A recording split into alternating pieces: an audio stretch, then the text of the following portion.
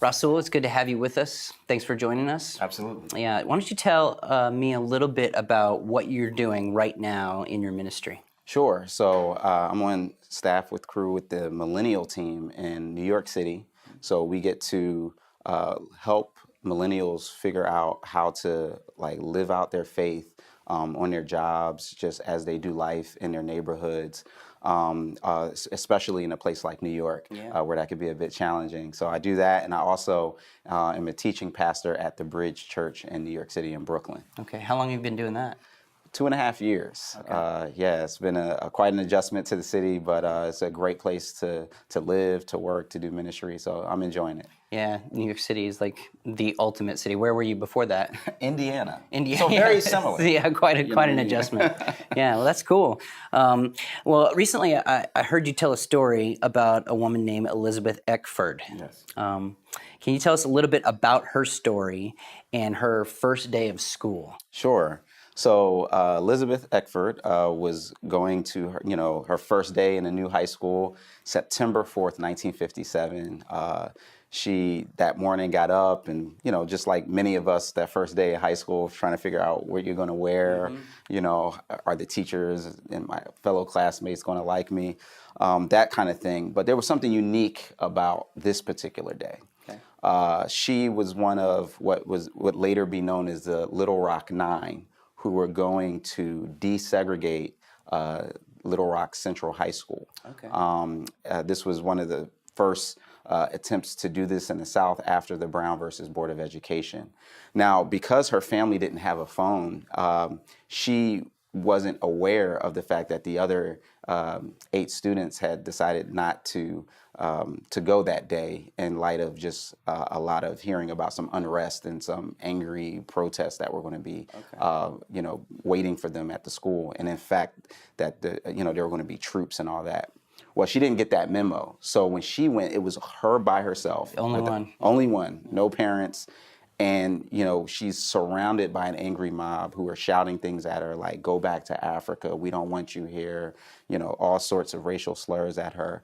And there's this iconic image that we see of her, holding her books with sunglasses and just surrounded in this, woman behind her. And later she would know her name is Hazel, just, kind of shouting at her as she tries to enter just to go to school for the first day. Wow. So it's obviously an intense story, an intense time for Elizabeth. What happened on the 40th anniversary of that day, that first day of school for her? Well, the image that was taken of her with, holding her books in the crowd surrounding, it went viral in that day. In that day, right. Yeah. But literally all over the world, it became, and even to this day, is one of the iconic images of the civil rights struggle. Mm-hmm. Well, the woman, the young student, she was 15 at the time, a high school student that was yelling at her, her name was Hazel. Mm-hmm. And the 40th anniversary of that desegregation, the photographer who took the picture reached out to both Hazel and Elizabeth to see if they would consider, meeting and talking and taking another picture to kind of symbolize our progress as a nation. Right. Well, they agreed to do that. They had corresponded, or before Hazel had apologized in the past.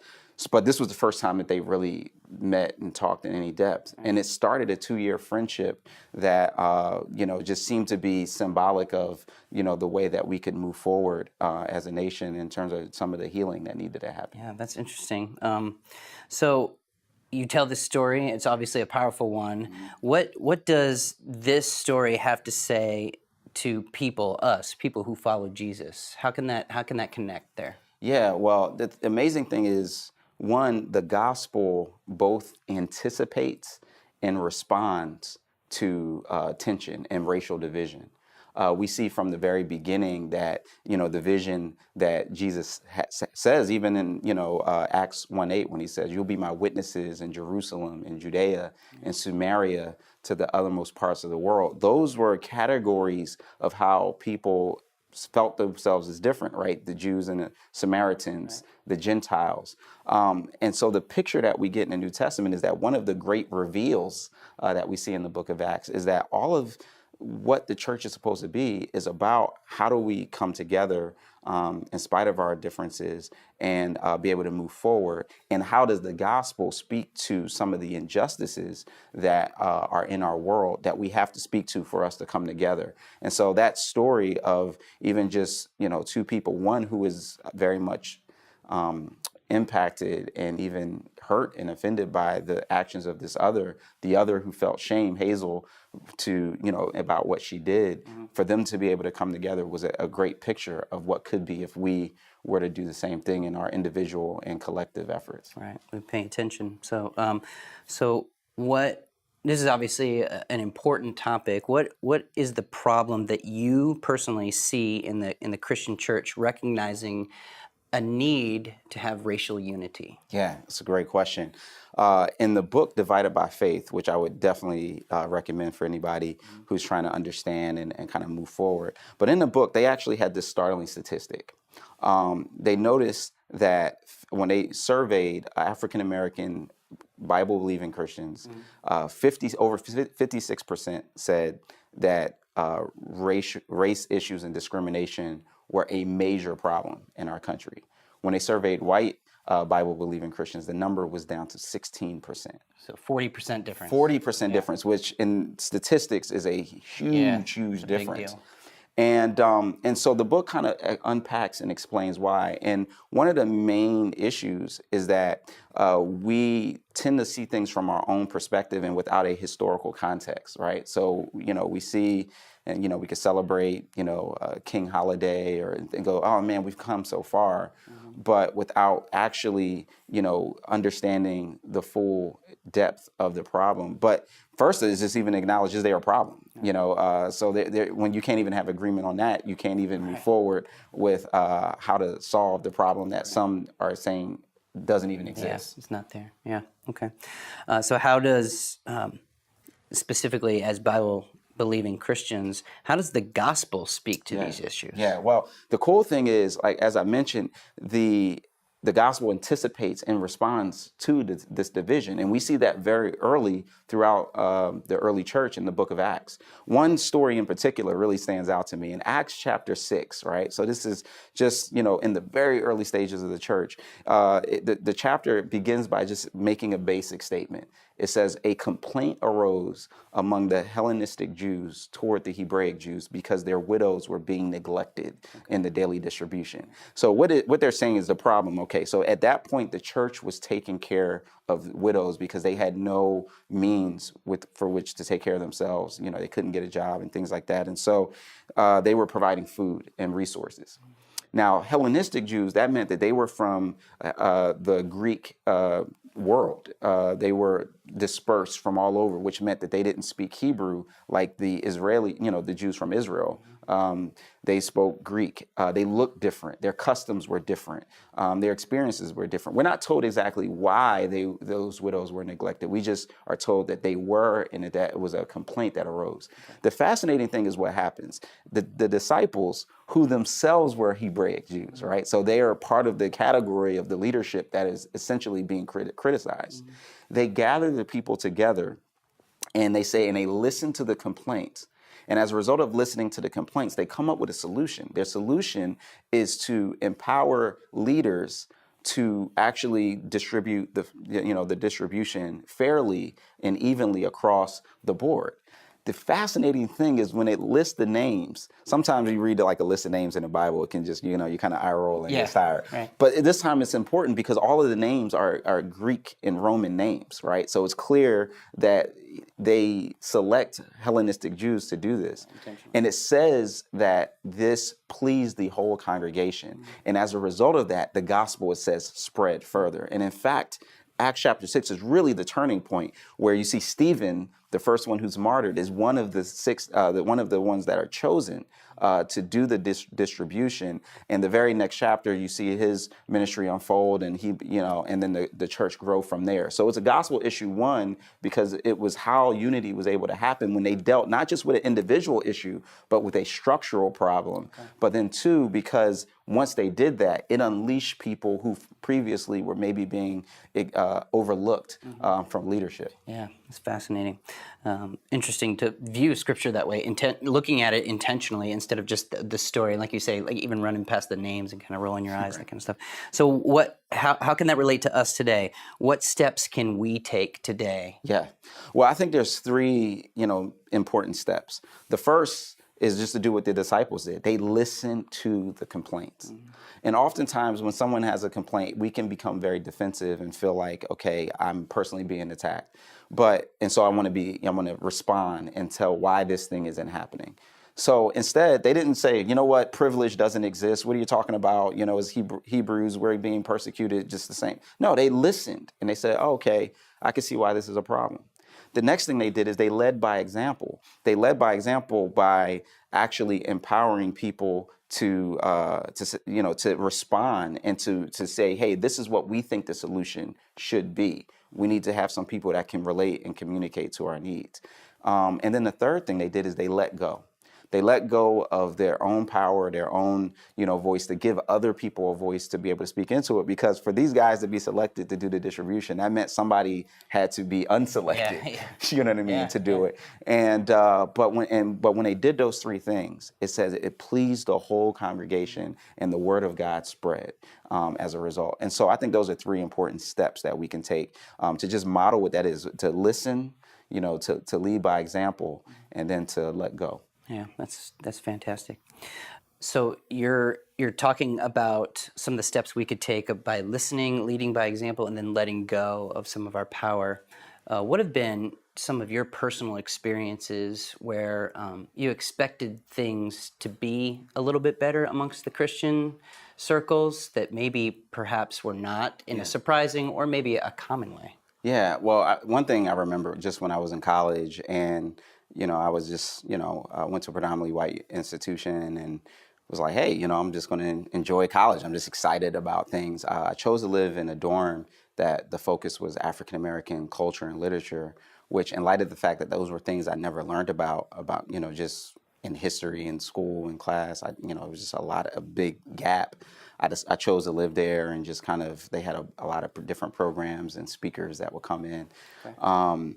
But then throughout the year, there would be a lot of pushback from white students, like, why are the black students segregating themselves? Why are they separate? Like, they're the problem.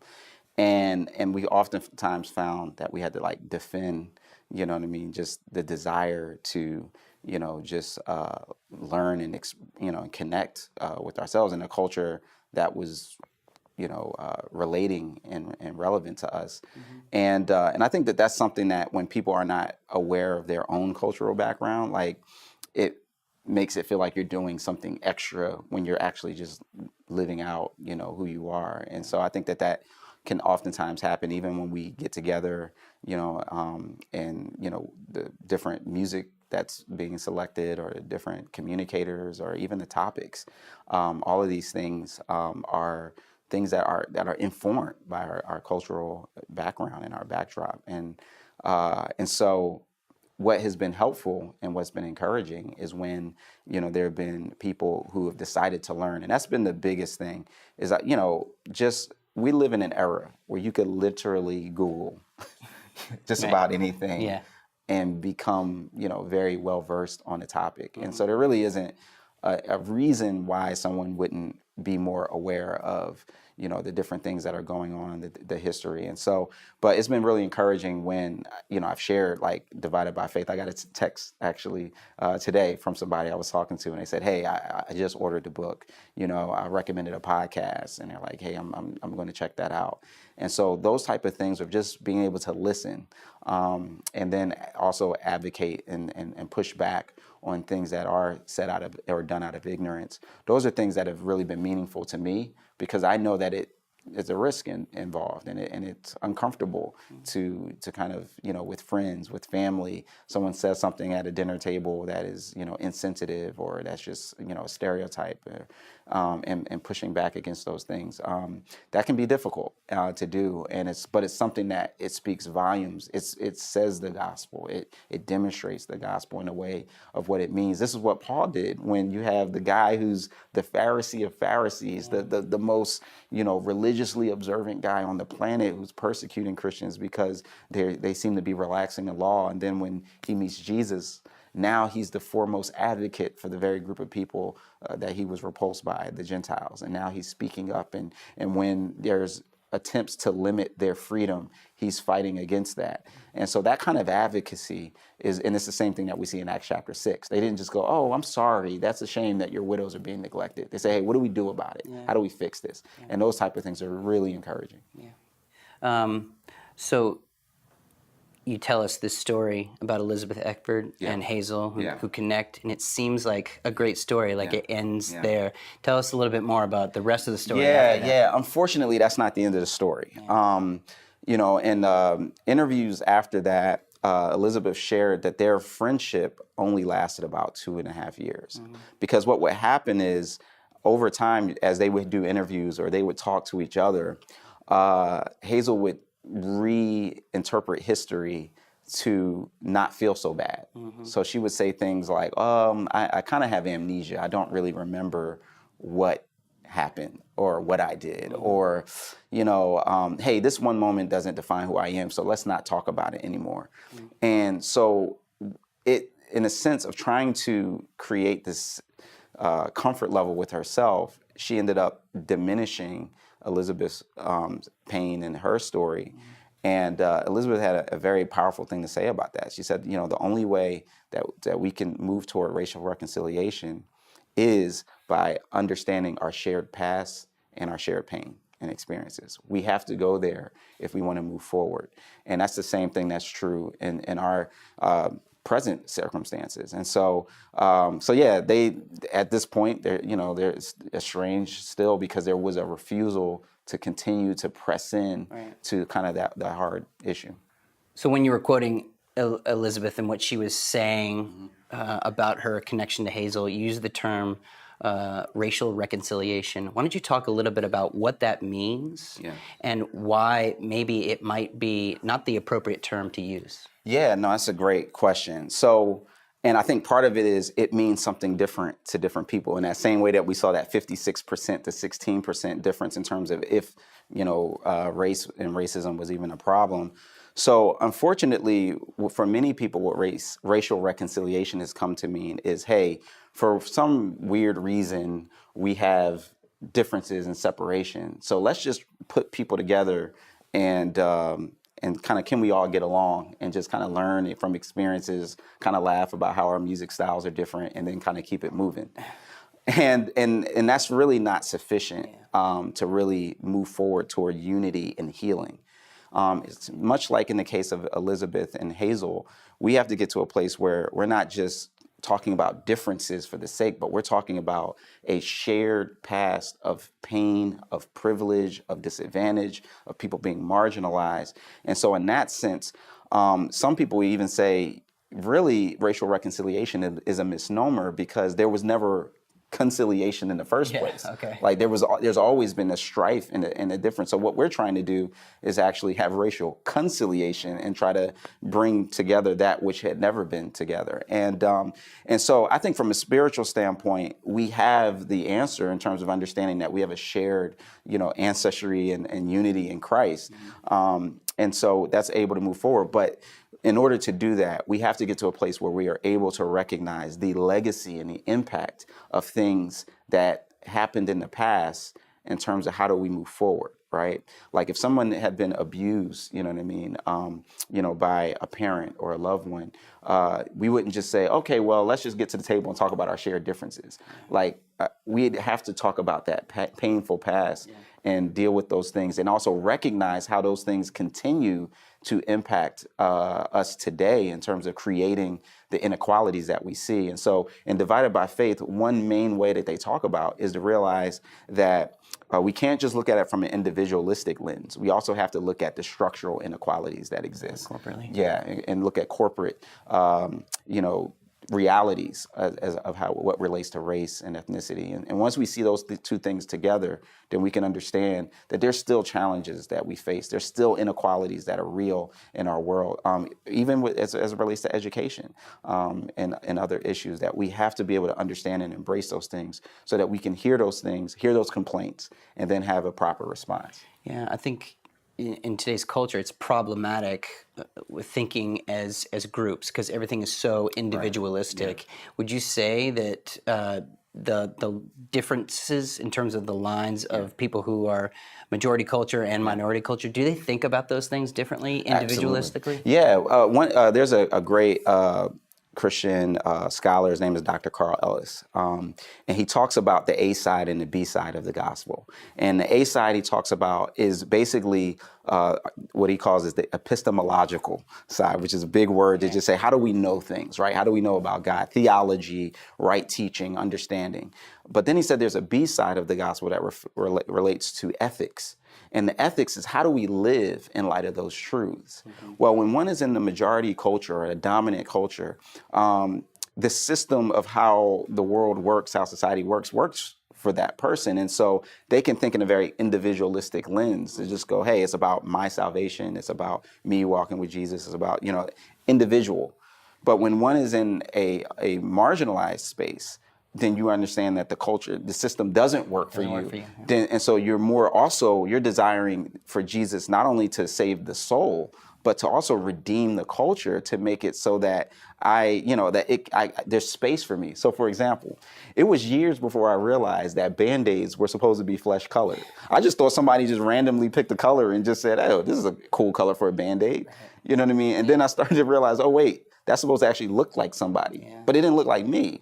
And so, that's something just on a superficial level, but just kind of gives a picture of like, hey, you don't have to think about that when it looks like you, but when it doesn't, then, you're more aware of the fact that there are challenges, there are ways in which, that we have to see everything be redeemed and come to the knowledge of Christ, not just individuals, but systems as well. And that was the whole point of the civil rights struggle, right? Like there was a systemic problem, segregation, that was intrinsically unequal. And unfortunately, we still have a lot of those challenges today. Yeah.